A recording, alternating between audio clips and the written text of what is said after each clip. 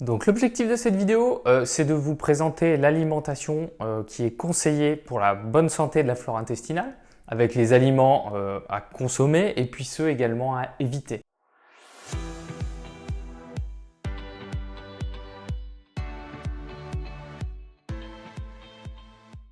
Donc la flore intestinale, qu'on appelle également le microbiote intestinal, c'est l'ensemble des bactéries qui vivent au sein de notre système digestif. On en compte plusieurs milliards. Et ces bactéries ont un rôle clé dans le fonctionnement de notre organisme. Un des éléments qui va permettre justement de moduler, diversifier, rééquilibrer ou améliorer la flore intestinale, c'est notre alimentation au quotidien.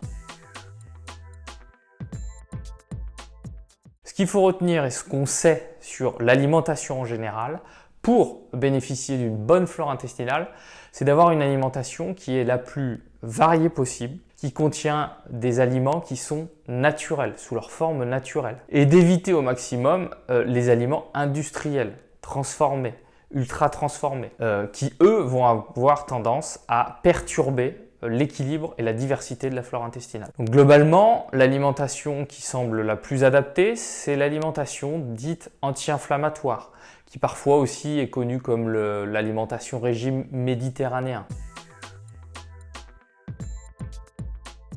Donc parmi les aliments qui sont les plus conseillés pour la flore intestinale, on retrouve finalement 8 aliments, 8 catégories. Premièrement, les légumes, qui doivent être les plus variés possibles. Les légumes sont une bonne source de fibres et de prébiotiques. Ce sont des substances qui vont permettre de nourrir les bonnes bactéries. Donc quand on dit légumes variés, c'est vraiment l'ensemble des légumes. Tout particulièrement les légumes verts à feuilles, comme les épinards, les crucifères, le chou, également le brocoli, les poireaux, les asperges, les tomates, les carottes, les patates douces, les betteraves, oignons et ail. Le tout, c'est de les faire varier régulièrement en fonction des saisons, en fonction de votre budget, en fonction également de vos préférences alimentaires. Ensuite, la deuxième catégorie, ça va être les fruits. Là aussi, l'ensemble des fruits vont avoir un bon impact sur votre système digestif. Mais ceux qui semblent être les plus conseillés, ça va être l'ensemble des baies et des fruits rouges, comme les myrtilles, les framboises. Également, la banane, qui est très riche en prébiotiques. Les pommes, les poires, les raisins noirs, les oranges, les prunes. Ensuite, en troisième catégorie alimentaire, on va retrouver les légumineuses, lentilles, pois, pois chiches. Là aussi, très riche en fibres, riche en prébiotiques. Quatrième catégorie, les céréales complètes. L'avoine, le blé complet, le riz complet, le quinoa, le sarrasin, également les pains complets, les farines complètes. Contrairement aux céréales dites raffinées, les céréales complètes ont encore leur enveloppe autour de la graine et c'est cette enveloppe qui contient des éléments indigestes pour notre système digestif mais qui nourrissent les bonnes bactéries. En cinquième point, il y a les fruits secs oléagineux et certaines graines, les noix, également les pistaches, et puis les graines de lin, graines de chia, graines de sésame. Ajoutez à cela, il faut aussi consommer des aliments qui contiennent des bonnes graisses, notamment saumon, maquereau, sardines, qui contiennent des oméga 3. Vous avez aussi l'avocat, l'huile d'olive. Ensuite, il y a les aliments riches en polyphénol. Le chocolat noir, le thé vert,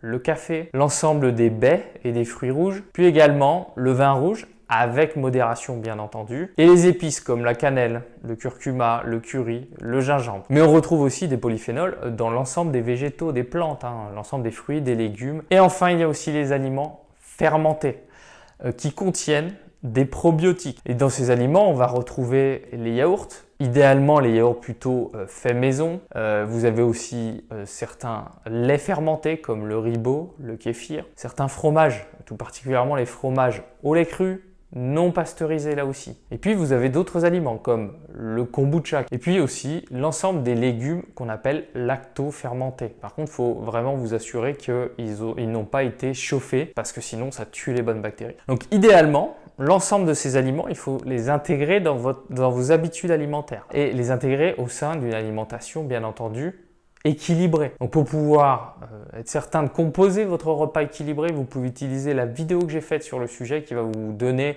l'équilibre alimentaire à respecter. Comme ça, vous allez pouvoir intégrer les aliments dans cet équilibre. Bien entendu, il y a certains aliments à éviter qui, à l'inverse de ceux qu'on vient de voir, ont tendance à perturber l'équilibre et la diversité de la flore intestinale. On va commencer par les aliments transformés et ultra transformés. Ça veut dire l'ensemble des préparations industrielles que vous pouvez retrouver. Idem avec l'ensemble des sucres raffinés, céréales raffinées. Donc ça va être l'ensemble des pâtisseries, des confiseries, des sodas éventuellement. Puis il y a aussi les charcuteries qui vont être très riches en sel, en matière grasse et les viandes rouges. Donc les viandes rouges, limitez la consommation. Faites-le occasionnellement et choisissez une viande de qualité. Il y a aussi l'ensemble des édulcorants, des conservateurs, les émulsifiants. Donc ça, il faut regarder. Dès que vous avez des noms très bizarres sur la liste des ingrédients de vos aliments, ça sous-entend que ce sont potentiellement des molécules chimiques qui ne sont pas naturelles et qui ont tendance à perturber le microbiote intestinal. Et puis, forcément, l'alcool.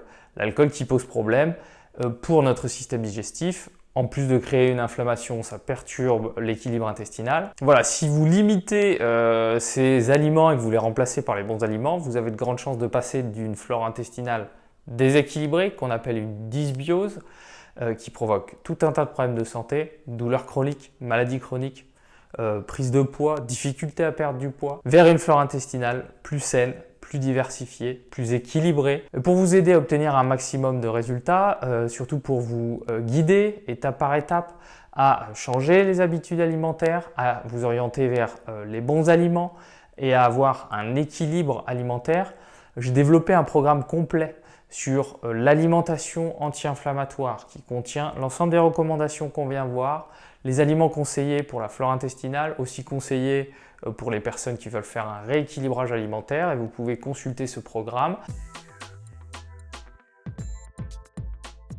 Bien entendu, on parle souvent des probiotiques pour restaurer et équilibrer la flore intestinale. Donc, il faut savoir que les probiotiques, en fait, ce sont des bactéries, des bonnes bactéries, qui vont avoir un impact positif sur la santé, la bonne santé de notre organisme.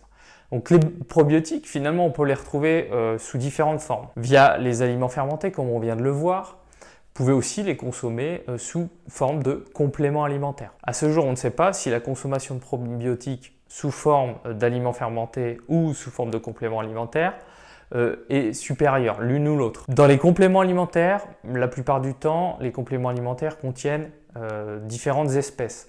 Les espèces les plus étudiées, ça va être les lactobacillus et les bifidobacterium. Bien entendu, pour avoir un impact positif sur la flore intestinale, la restaurer, améliorer sa diversité, l'alimentation c'est très important, mais il y a aussi d'autres éléments à mettre en place qui sont très importants également. Premièrement, ça va être d'éviter la prise de médicaments, d'antibiotiques, de faire du sport régulièrement, idéalement quotidiennement, d'activités cardiovasculaires, de gérer, limiter votre stress, de privilégier un sommeil de qualité et aussi en quantité, de stopper bien entendu la consommation d'alcool et de tabac et puis de passer du temps en plein air, du temps aussi en contact avec des animaux domestiques si vous en avez. Voilà, j'ai développé une vidéo complète sur ce sujet, comment restaurer, améliorer votre flore intestinale, qui va vous apporter des informations complémentaires à la vidéo qu'on vient de voir sur l'alimentation. Comme ça, vous aurez toutes les clés en main. Voilà, en complément de cette vidéo, je vous invite à lire le dossier complet, l'article que j'ai fait sur l'alimentation pour le microbiote intestinal, la flore intestinale, que vous pouvez retrouver sur mon site toutpourmasanté.fr. Et puis, si vous avez des questions, des suggestions ou des commentaires, n'hésitez pas à me les laisser en bas de la vidéo. J'essaierai d'y répondre un maximum. Et enfin, d'ici la prochaine vidéo, continuez à bien prendre soin de vous, à prendre soin de votre santé, votre flore intestinale et à choisir les bons aliments parce que ça, personne ne pourra faire votre place. Allez, à très vite!